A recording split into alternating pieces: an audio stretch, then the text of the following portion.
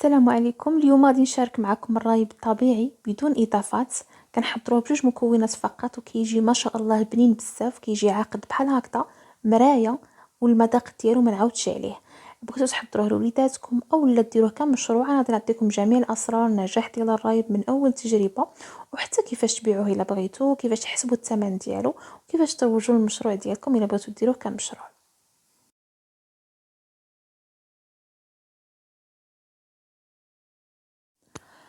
عندي هنايا جوج يوترو ديال الحليب، انا قسمتها على جوج. يوترو درتو في الكاسرونه، ويوترو درتو في هذا الكاس ديال الزاج.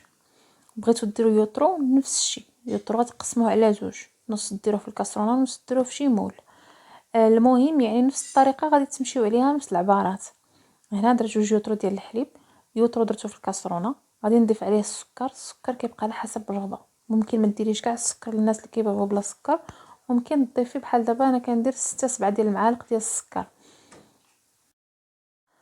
بالنسبه لهاد الحليب اللي درتو انا في الكاسرونه غادي نديرو على النار حتى يفيض. غادي نوريكم كيفاش يفيض، يعني ماشي غير يسخن اولا يدفى، يفيض.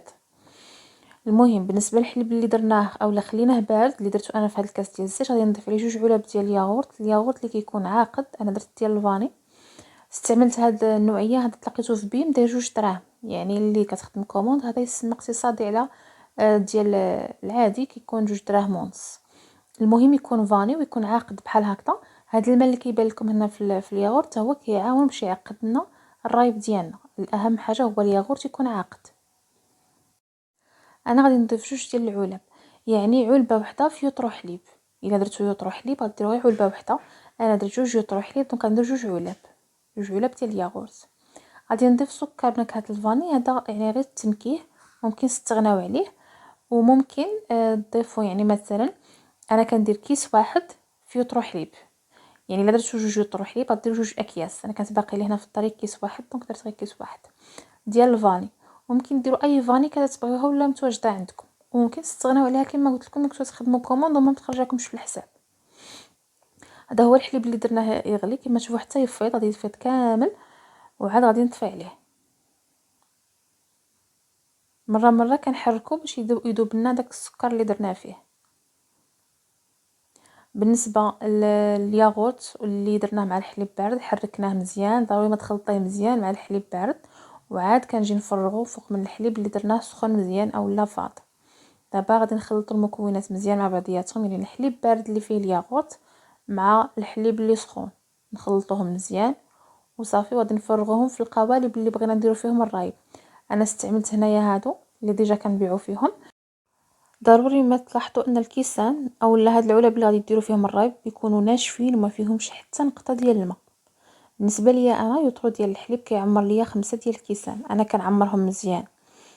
الا بغيتي ما تعمرهمش مزيان ممكن يوصل لك حتى ل6، ولكن انا كنفضل نعمرهم مزيان. كنكب الحليب في ليمون اولا في الكيسان هو مازال سخون مباشره، غير كنخلطه مع داك الحليب البارد اللي فيه طانون، صافي كنولي نفرغو في الكيسان. ما كنخليش حتى يبرد ولا حتى يدفى، لا، خصو يبقى مازال سخون ونغطيوه هو مازال سخون باش في الساع يعقد لكم.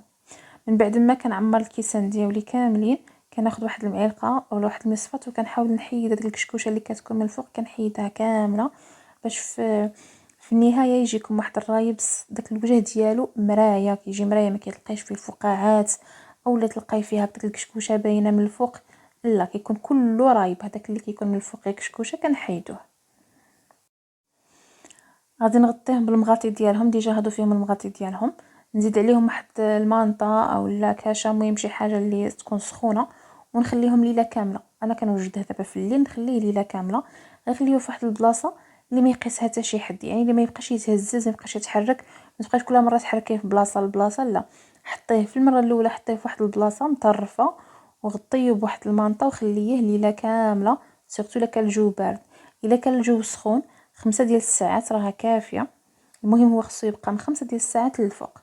في الجو السخون اولا في الصيف 5 ديال الساعات كافيه، تلقايو عقد صافي. وخليه عاوتاني دخليه الثلاجه وخليه حتى يبرد، عاد قدميه بالصحه والراحه. اما الا كان الجو بارد من الاحسن خليه 24 ساعه، وسورتو المبتدئين نصحكم 24 ساعه. نسيت نقول لكم بلي ممكن تضيفوا واحد المعلقه في يطرو ديال الحليب غبره. هذه كتخلي الرايب يجي عاقد اكثر ويجي بنين ويجي حتى اللون ديالو زوين. لان سيرتو انا كندير الحليب ديال الشكاره ديال الكوليمون سيرتو كيجي بحال كيكون فيه الماء شويه ديال الماء كيجي يعقده مزيان. ولكن انا بما ان هذا كومود ما كيخرجنيش، ما بقيتش ندير فيه حليب غبره، ما كيخرجكش الثمن. بالنسبه للثمن انا هذا بعتهم ب3 دراهم، والسناك او المحلبه كيبيعهم ب5 دراهم حتى 6 دراهم. يعني ما يخرجنيش انني نزيد حليب غبره ونزيد. المهم هادشي باش كنكتفي. وغادي نوريكم الشكل ديالهم النهائي، راه كيجي عاقد ويجي زوين ويجي بنين، اللي كياكلو كيعجبو الحمد لله.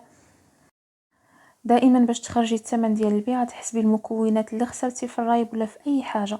حسبي المكونات اللي خسرتي من العلب، من كل شيء، كاع المكونات اللي خسرتيهم حسبيهم، وغادي تشوفي شحال خرج لك من كاس، تقسميهم على شحال خرج لك من كاس، وهذاك الثمن اللي خرج لك غادي تضربيه في 2، وهكا تخرجي الثمن ديال البيع ديال اي حاجه بغيتي تبيعيها.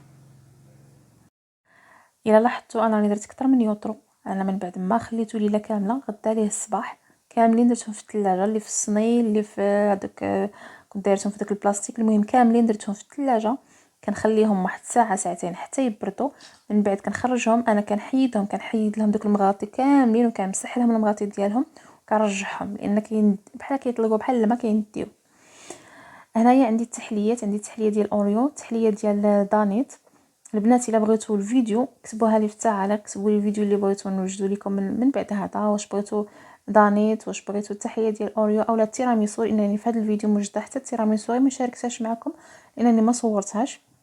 الا كنتم مهتمين بمشاريع بحال هكا خلوها لي في التعاليق، نحط لكم اي حاجه بغيتوا نحطها لكم، حطها لكم مرحبا راكم بحال خواتاتي والله العظيم.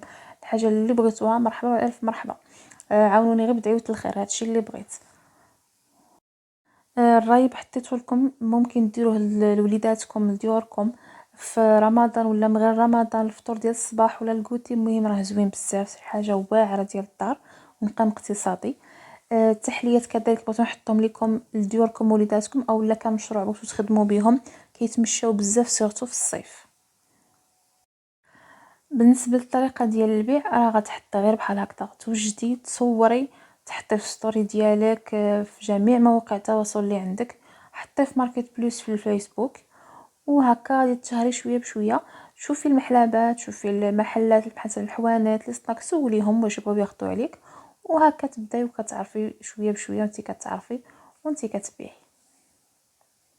اما هذه اللي كتشوفوا دابا فهي التيراميسو، المذاق ديالها ادمان ومكوناتها جد اقتصاديه. الا بغيتوها خلوها لي في التعليق. خليتكم على خير، نتلاقاو في فيديو جديد.